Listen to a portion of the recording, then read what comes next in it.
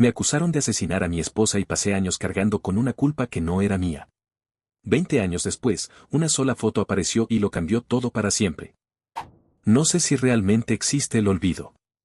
La gente dice, déjalo ir, perdona, sigue adelante, pero nadie explica qué hacer con lo que queda dentro de uno después. Con eso que no se evapora. Que por las noches se convierte en un rostro. El de ella.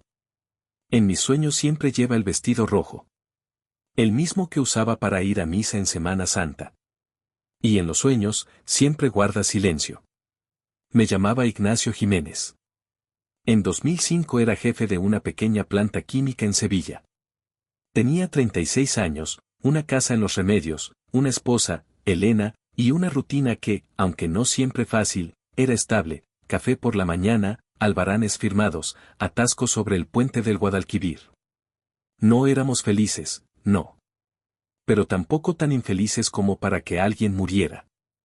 Aquella noche de octubre, simplemente no volvió a casa.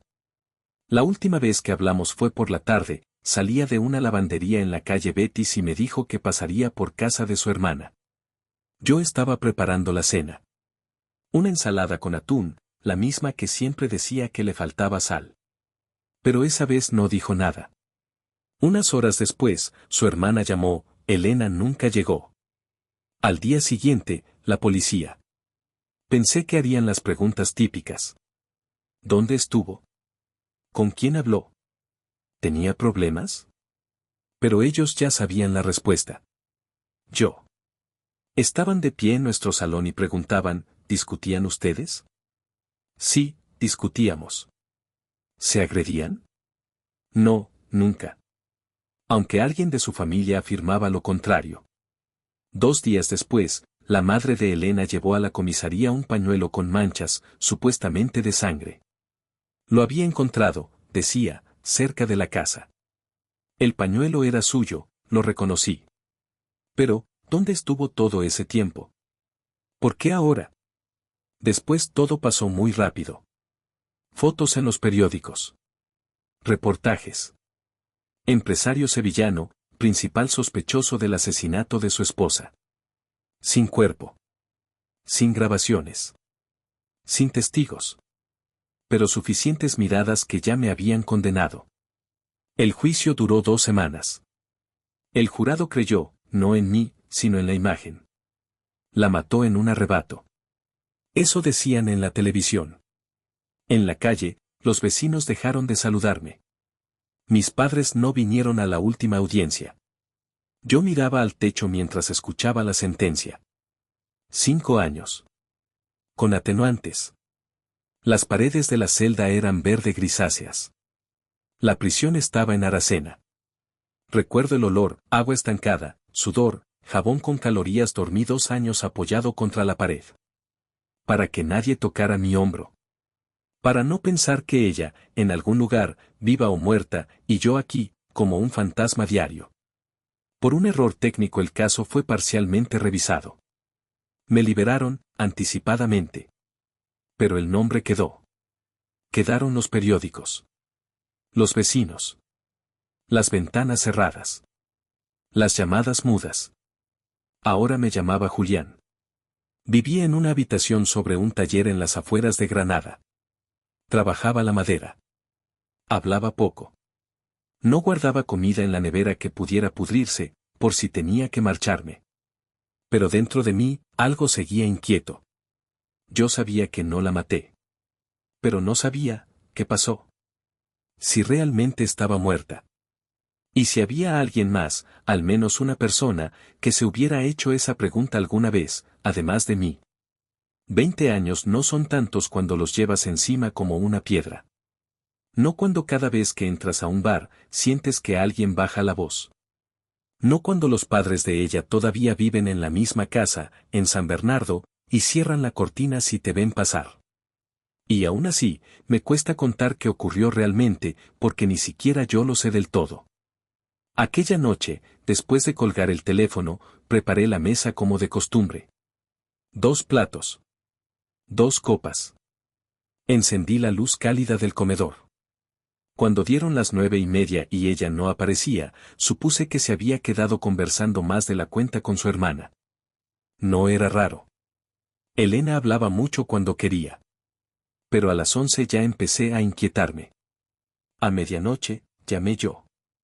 La hermana respondió confusa, ¿no estaba contigo? Salió hace horas. Ese fue el momento. No cuando la policía llegó. No cuando me leyeron mis derechos. No. Fue ese segundo exacto, al escuchar la voz cansada del otro lado del teléfono. Algo se quebró por dentro. Como una hebra fina que se tensaba sin que yo me diera cuenta, hasta que ya no resistió. El día siguiente fue una ráfaga de preguntas, ojos, rumores. La policía registró la casa. Se llevaron ropa, la computadora, incluso un cuchillo de cocina. Yo no entendía por qué. No había cuerpo. Ni sangre. Nada. Pero entonces vino la prensa. Elena Gutiérrez, desaparecida tras discutir con su marido. El ingeniero Ignacio Jiménez, detenido por violencia doméstica. Yo leía los titulares con una incredulidad tranquila, como quien ve su nombre escrito en lápida ajena. La familia de Elena no dudó. Su madre fue la primera en decirlo, él la mató. Siempre tuvo mal carácter. Su hermana confirmó que habíamos discutido, es cierto. Lo hicimos.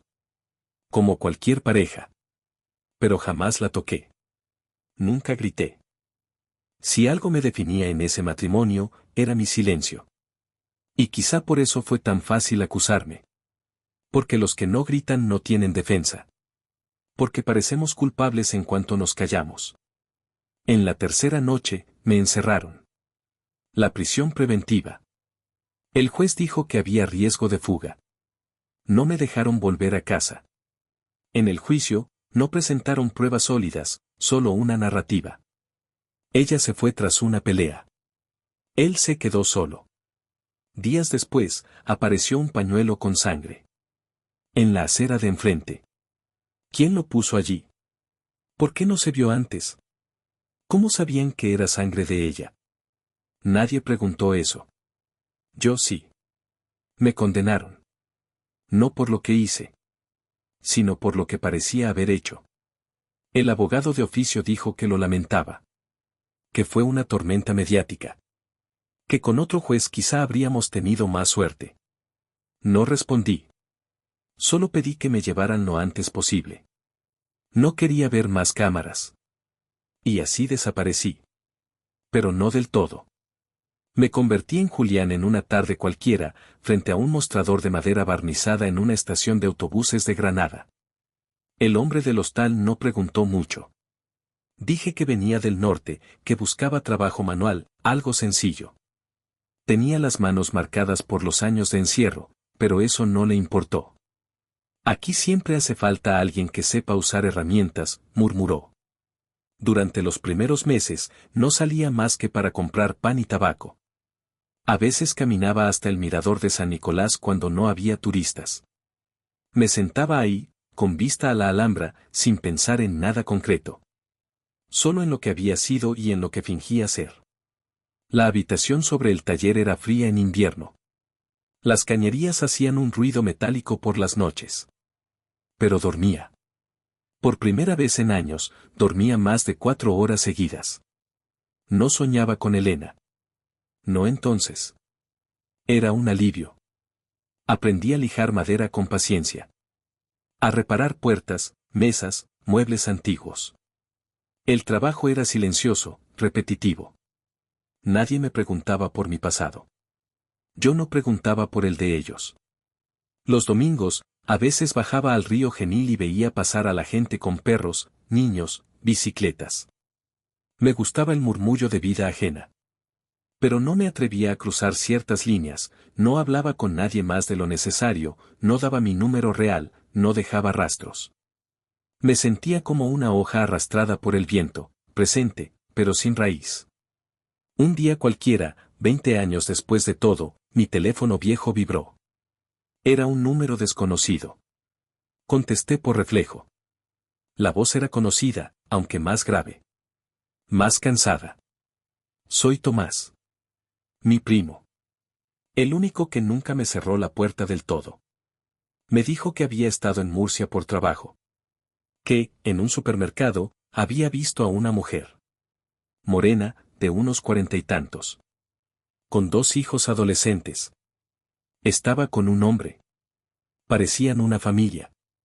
Era ella, dijo. No tengo dudas. Me quedé en silencio. Él continuó. Dijo que no quiso acercarse. Que sacó una foto, discreta, desde el otro pasillo. La envió por mensaje. Cuando abrí la imagen, tuve que sentarme. La vista se me nubló, como si de golpe faltara el aire. El cabello era distinto, más claro, más corto, el cuerpo cambiado, los gestos, nuevos. Pero los ojos eran los mismos. No hay cómo explicar eso. Uno conoce ciertos ojos como se conoce una cicatriz propia. Era Elena. No actué de inmediato.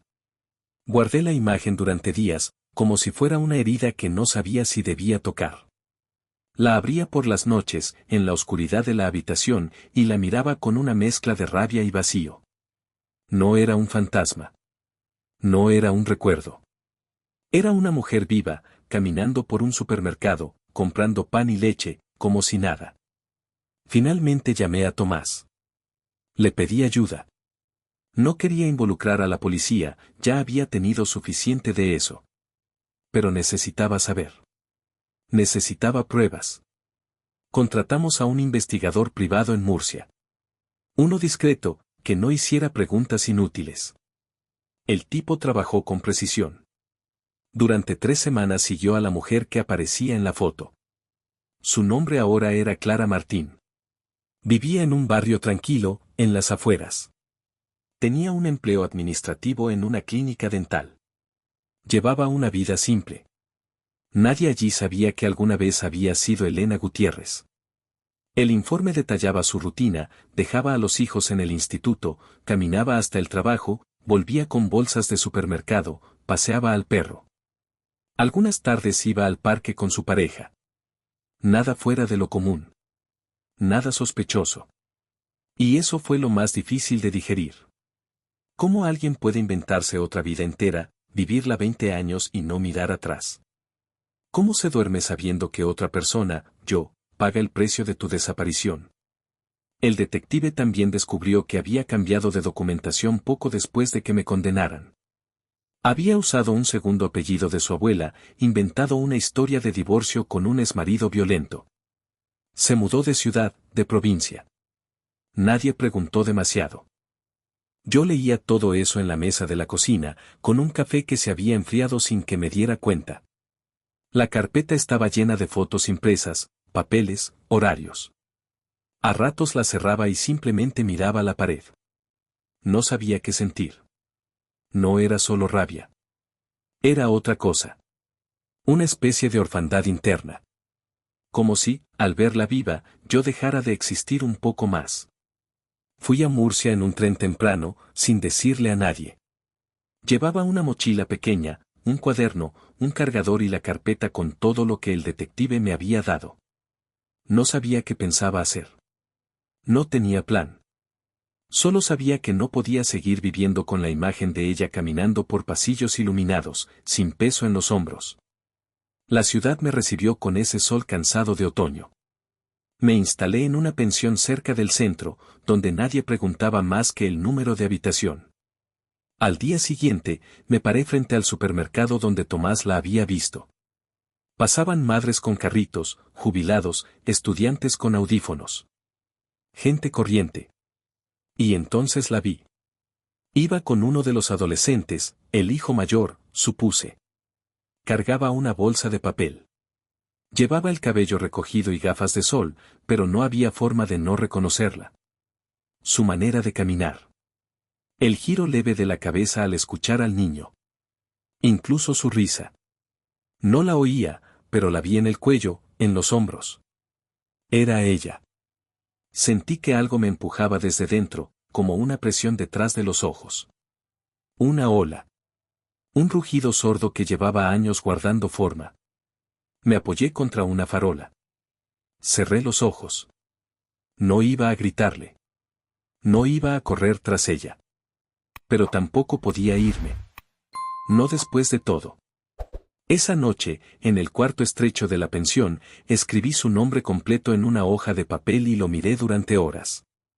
Después, anoté uno a uno los datos que teníamos: dirección, número de NIE, lugar de trabajo, el registro escolar de los hijos. No era impulsividad. Era algo más frío. Más limpio. Ella me había dejado con un cadáver que nunca existió. Ahora yo iba a devolverle, poco a poco, todo lo que me quitó. Comencé con cuidado.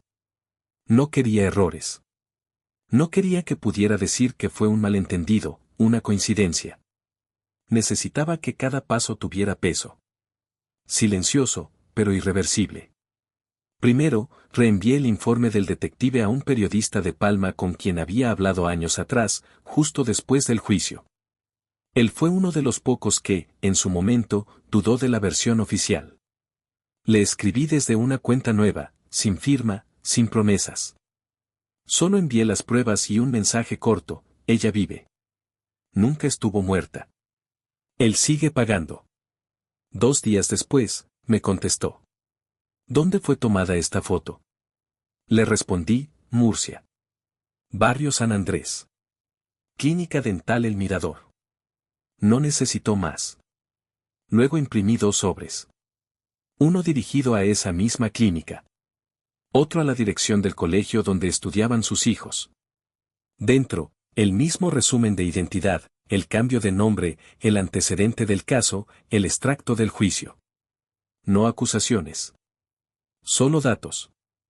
Hechos. Trazos concretos de una historia que ella había enterrado bajo otro nombre. Las semanas siguientes pasaron despacio. El periodista publicó una nota inicial: con cautela, reaparece mujer desaparecida en 2005 en Sevilla, podría haber fingido su muerte para huir del marido. No me mencionaban por nombre. Pero el contenido era claro. Al día siguiente, la página web de la clínica donde trabajaba Clara Martín eliminó su foto del equipo. Al tercero, sus perfiles en redes desaparecieron. Y al cuarto, la prensa local ya hablaba de investigación abierta. No sentí alivio. Tampoco euforia. Pero esa noche dormí. Por primera vez en mucho tiempo, sin cerrar los puños. Sabía que si quería cerrar el círculo, no bastaba con exponerla. Tenía que ir más allá. Quería mi nombre de vuelta. Quería, por primera vez, ser escuchado donde antes solo fui reducido a sospecha. Así que contraté un abogado. Viejo conocido de Tomás, trabajaba en Cádiz y tenía fama de persistente. Me recibió en su despacho una mañana de noviembre. No me interrumpió. Escuchó todo, sin tomar notas al principio, con los dedos entrelazados. Luego abrió una carpeta y empezó a escribir. Preguntas técnicas. Fechas. Nombres. Al terminar, dijo: hay base. No será fácil, pero hay base. Iniciamos una demanda por falsificación de pruebas, ocultación de identidad y daños morales. Adjuntamos todo: el fallo del juicio original, la aparición de Elena, ahora Clara, las publicaciones, las pruebas del detective, los informes del periodista. También incluimos testimonios indirectos, personas que la vieron durante años mientras yo cumplía condena. La defensa de ella negó todo al principio. Luego intentaron negociar en privado. Mi abogado me preguntó si quería considerar un acuerdo. Dijo que podríamos evitar un juicio largo, mediático, agotador. ¿Y perder el derecho a que mi verdad se escuche en voz alta? Respondí. Seguimos. El proceso fue lento. Declaraciones, réplicas, documentos oficiales. Cada vez que me sentaba en esa sala, sentía algo moverse en el pecho. No era miedo. Era una especie de extrañeza. Como si ver mi historia por fin escrita en papeles legales la hiciera real, y no solo un peso invisible sobre mi espalda. Ella no asistió a las primeras audiencias. Luego apareció. Cabello distinto otra vez. Ropa sobria. No me miró. El juez escuchaba con atención. Hacía pausas. Hacía preguntas. No sentí que buscara un espectáculo. Solo justicia. Y por primera vez, empecé a creer que tal vez, era posible. La sentencia llegó un lunes por la mañana. No fui al juzgado. Me llamaron. Me lo dijeron con voz neutra, casi administrativa. Pero lo entendí todo. Fui declarado inocente. Formalmente. Judicialmente. Legalmente.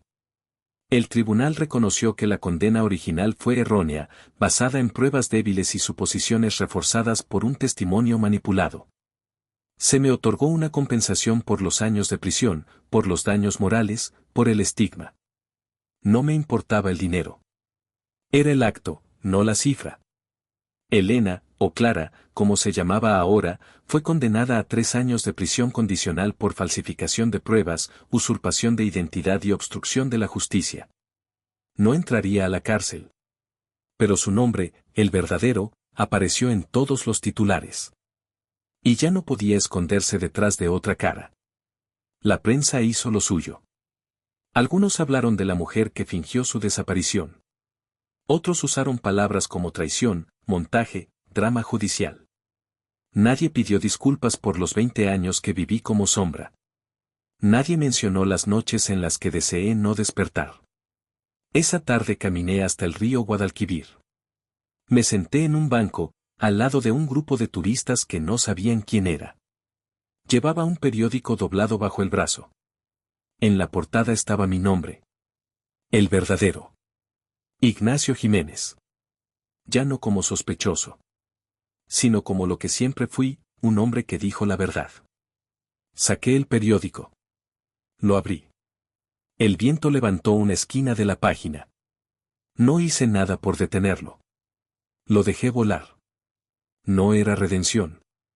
No era justicia perfecta. Pero por primera vez en 20 años, respiré sin miedo.